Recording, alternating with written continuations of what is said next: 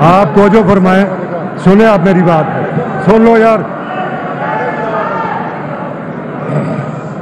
मुझे इस बात पे मजबूर न करें कि मैं इजलास रोकूं और आप सबको बाहर निकाल दूं। यार क्यों आप लोग खुद इसको डिस्प्यूट बना रहे हो? इतना नंबर है आपके पास, तो आज नहीं 4 दिन बाद ये सीएम इलेक्ट हो और आईनी तौर होगा। तो मेरा ये ख्याल है ये गैर आईनी इक़दाम है, तो हम वॉकआउट करते, इसका हिस्सा नहीं बनना चाहते।